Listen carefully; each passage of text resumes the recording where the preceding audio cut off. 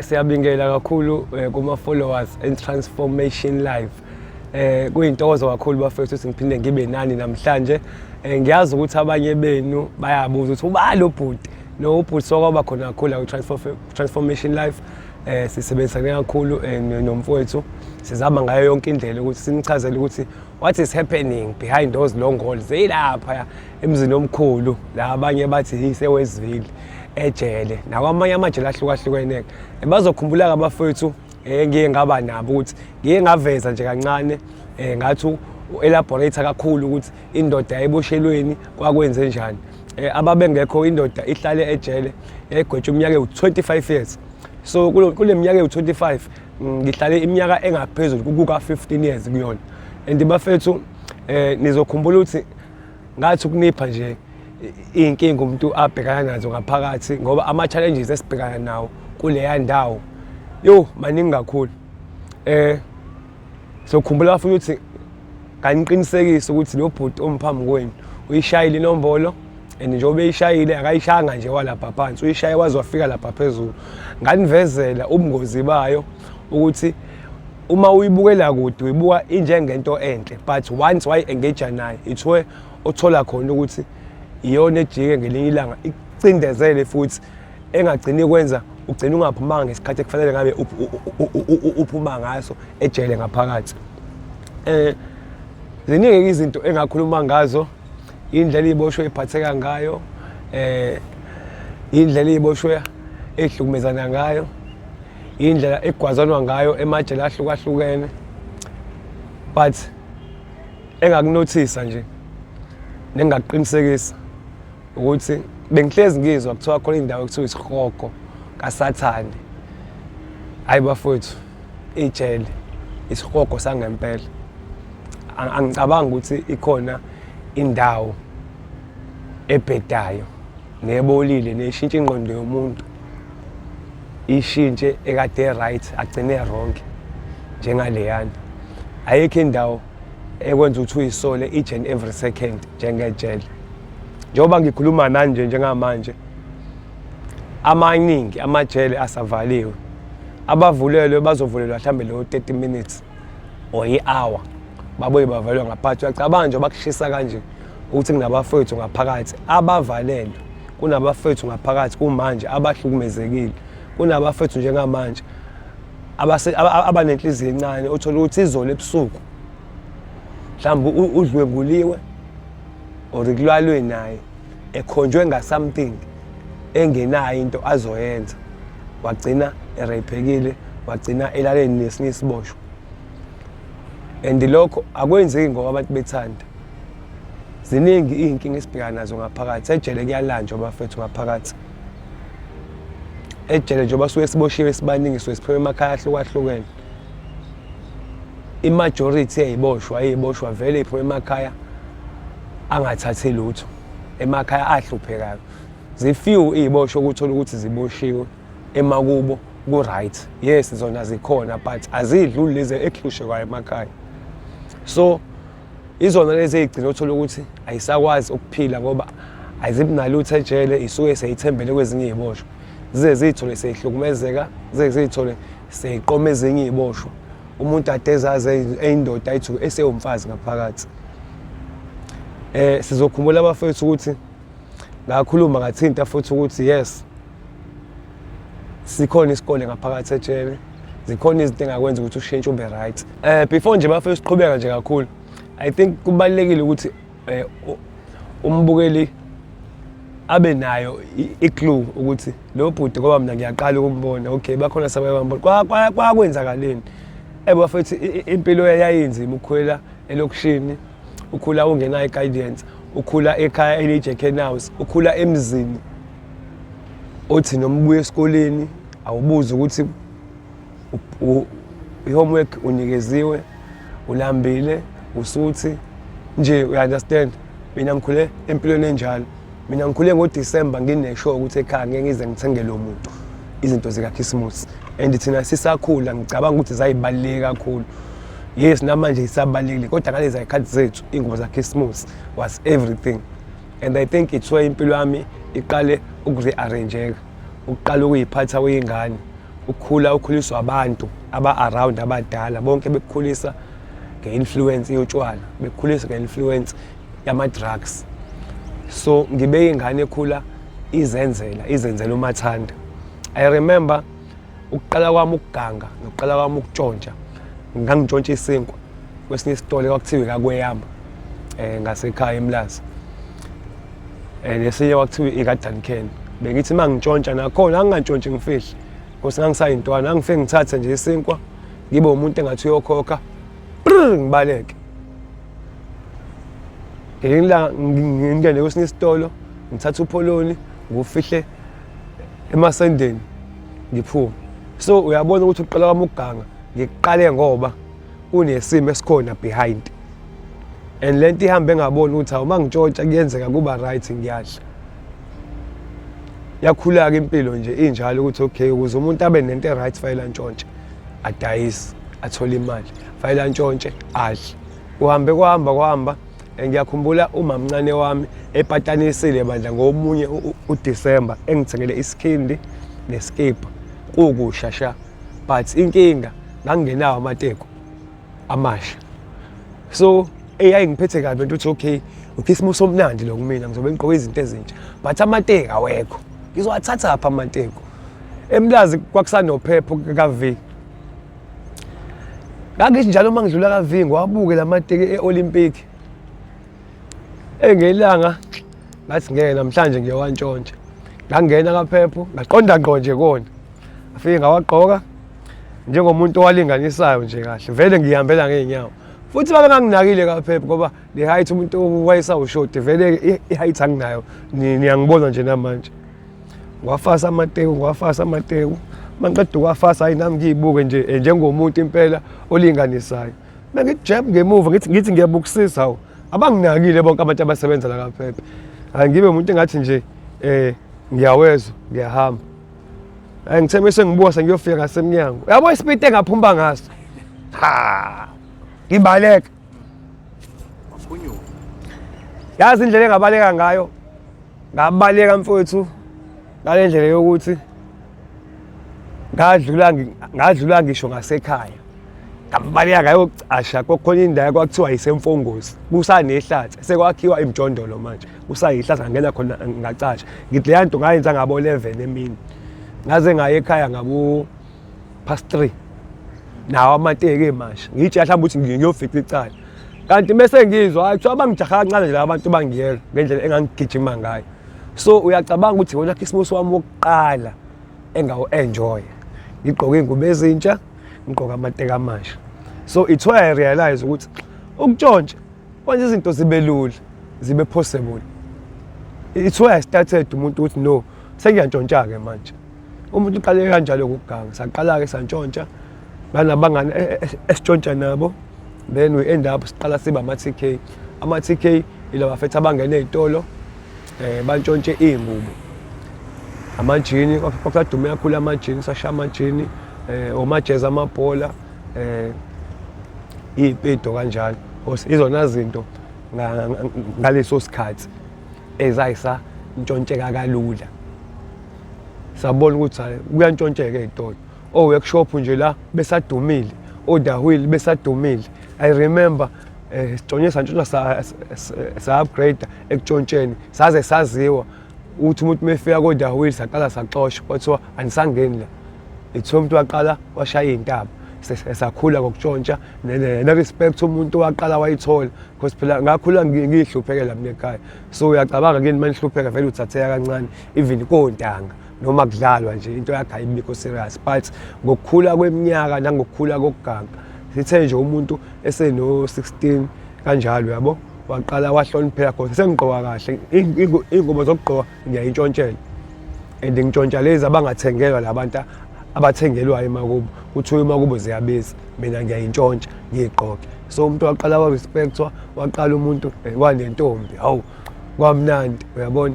Nakade bemthatha kancane baqala umuntu bamhlonipha. Saqhubeka-ke santshontsha until umuntu azazwane nolunye uhlobo labantu olathi no mfethu yazi lento yokutshontsha iy'ngubo iyadelay.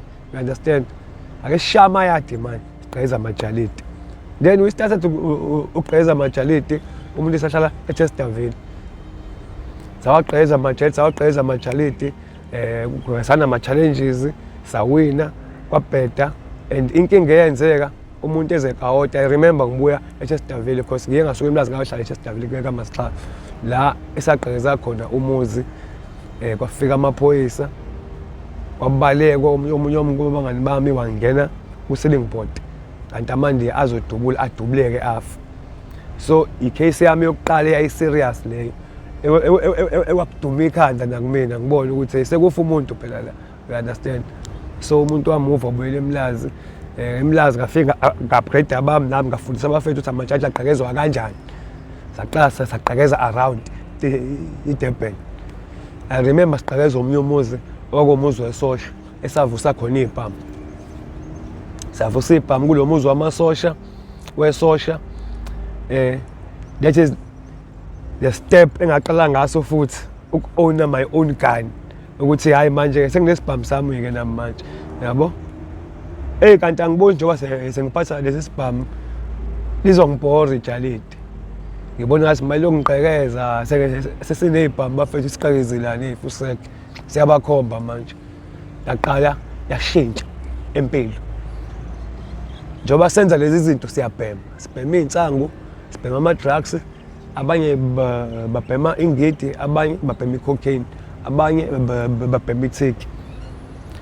So besithi mesiyokwenza izinto ngey'bhamu, because iy'bhamu mesiqala ukuy'phatha siqale ngokubamba inkunzi. Sibamba inkunzi ebusuku sesasaba waya sajwayela ukuthi siyasuka siyongezela umuzi othize, siyabakhomba bonke sibalalisa phansi sithatha yonke into endlini. But into esasiyenza thina ngalezi ay'khathi engeke ngisho ukuthi I'm not saying ngiyayincoma, but sasibamba kakhulu iy'nhlotshana thina. Sasikholelwa ukuthi sibamba umlungu, sibamba India, sibamba ikhaladi. Noma sake sababamba abantu abamnyama, but we will not believe ukuthi sibamba abantu abamnyama inkunzi. But I'm not saying kwaku-right nakho. Ngizama nje ukuveza ukuthi ukuganga umuntu ukwenze ngandlelani. So sabe sihamba umuntu wazwana nabantu bakoMashu, sangenela iy'ndaba zomadubulana, nathi saxabana nabantu, sesifuna ukubakhombisa phela ukuthi nathi siphathe iy'bhamu. Kanti asibona ukuthi the more senza lezo zinto, the more sandisa amacala, the more sisukela ingalo yomthetho. Siyadubula sogunmen, siyasatshwa, kunabantu abasiripothayo, sibambe inkunzi, siyaqhekeza, siyakhomba, mawuxabene nathi usenkingeni. Uyazunywa ebusuku, uyadutsholwa, you understand. Baningi abantu esidubulane nabo, baningi abantu esibadubulile. I remember emaqenje esawenza kunecala engihlezi ngisho ngithi elayishintsha kakhulu impilo yami, whereby there was this guy eyayiphethe ngalezi ayikhathi kwakuthathiwa i-forum le yayihamba ishaya abantu impela kudala, you understand. So nathi sagcina sesifunwa and yayisifuna hard, hayi kancane isifunisisa in such a way ukuthi igama lami laliphambili. Benginalo-ke vele lelo bhathi uma kwenzeka izinto, my name nje will always rise, my name is always rise to occasion. Angazi noma belilula yini, but nje bekuhlezi kuthiwa osibanibani elami-ke igama elihamba phambili. So now le forum yayisifuna, njengoba yayisifuna yayisibulele ngisho umngani wethu, you understand. Njengoba yayimbulele kwaba buhlungu ngoba kwagcina kutholakele ukuthi akuyena owayegqekezela kwakuthiwa ugqekeze khona. But esefile into eyasidina sabangani bakhe ile yokuthi lo muntu wayephethe iforum athi noma ngabe kuthiwa kube imistake ukufa kwakhe lo mfana, kodwa vele naye ubeyisigebengu. Okusho ukuthi ufela into engekho but useyafa ngoba vele wawaba isigebengu before. Okusho ukuthi wayesejustify nje.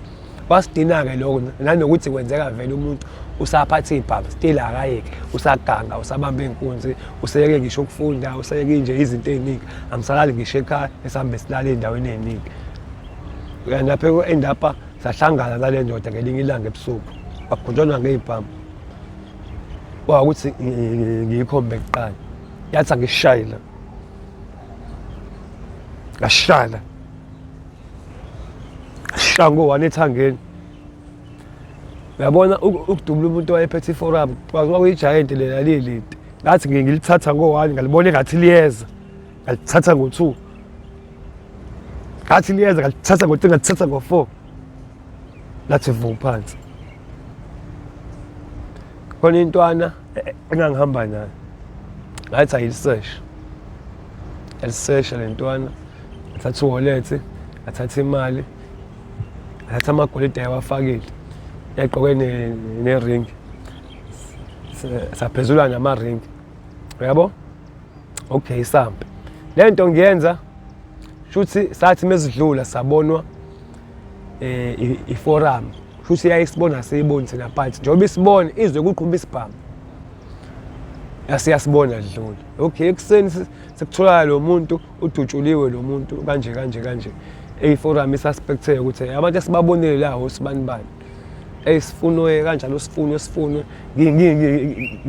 ngingatholakali mina kutholakala le ntwana ishaweke le ntwana ngebhadu namfethu ishaweke le ntwana ngebhadu icula intwana uyabo ekucaca-ke manje ukuthi umuntu useyi-wanted ayingibaleke sengiphila leyo mpilo nje yokubaleka and la ngifika khona mfethu angifuni ukuqamba amanga ngiphila ngesibhamu nje ngibambe inkunzi asilali ngifike ngijoyine osikhotheni bakhona uyabo and mese ngibajoyinile ngenza sure ukuthi ba-under my command uyabo ngiyabalawula kodwa ngendlela e-right leyo ukuthi ababoni ngiyabalawula kodwa nje bayabona ukuthi hayi lo mjithu usiphethe kodwa ngendlela e-right bafake inkumbi bambambise inkunzi abanye ngilala emakubo omunye athethiswe ngixoshwe kalo ngilale kalo ngisuka sengiphila nje leyo mpilo uyabo but mfethu umuntu imali unayo siyaphuza nje ama-drugs gospel sihlezi kubanjwe inkunzi kanti nangala amaphoyisa wamile abhizi ayaphenya ayasesha ayangifuna yabo. Hey, laze lafika kusuku oluyisimangaliso.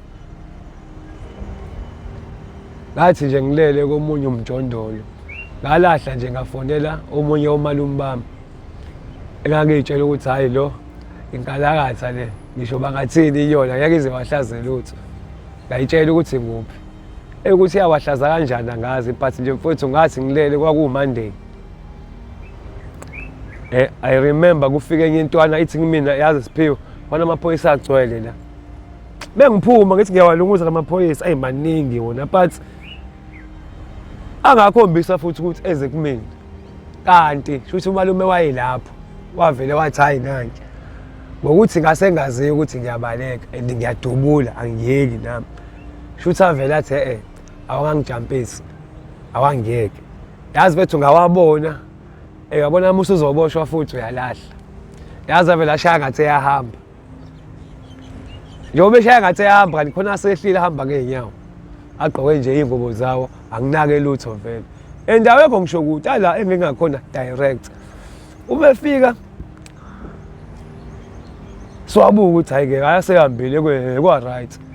Ayisingene endlini. Masingene endlini awuphelanga u5 minutes. Before that ngathi ngosendlini saseba u3 ngathi kulaba fethu ebafesi ngeke lamaphoyisa amaningi wathi ngithatha isibhamu ngisilalise eminyango namhlanje ngithatha isibhamu because kwakusanda kwakhiwa kule nto bahlala kuyona kunama blocks ngakhipha ama blocks ngasifaka phakathi yabo ngangena endlini.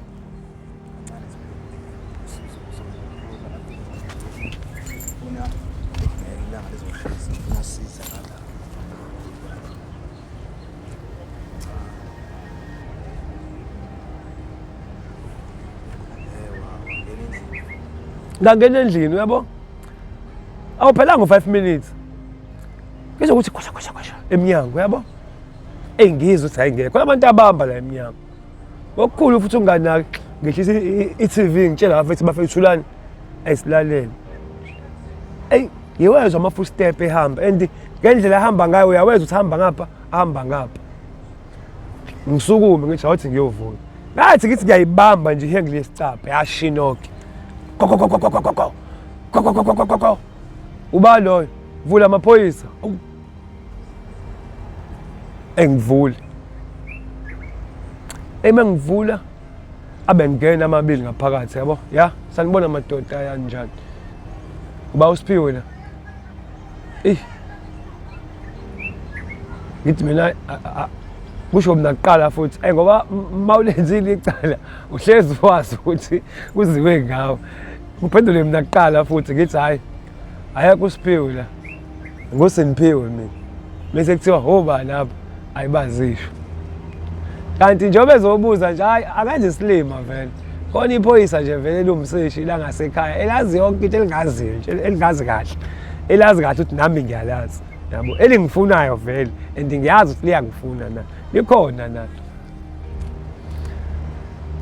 athafuna ukusesha la athi nje esasesha elibe liqhamuka-ke elingaziyo yabo lithi awe kuhamba kanjani ngithi mina awe imali umbheki lithi hawu wayiphika usaseyena uSiphiwe manje uSiphiwe ngithi mina hayi nguSiphiwe kodwa abantu bangibiza ngoSiphiwe uyacabanga ngiphika into engekho ngibheka umbhedo and njengoba ngila mfethu isijampile ngiyabuka ukuthi uyabona manje amaghost azovuka la maningi uyabo phela kade umuntu encinzwa eloku eputshuka ephuma ngoma-free bail you understand eshawa ngoswazi oluncane right now ngiyabona ukuthi umuntu uboshiwe khona amameda la khona ama-robbery khona ama-house robbery khona ama-theft nje maningi ama-cases mfowethu yazi ngathi ngiphume endlini angizange ngikholwe ngendlela ezaziningi ngayo imoto wangathi kuzoboshwa ngazo ubani wakephi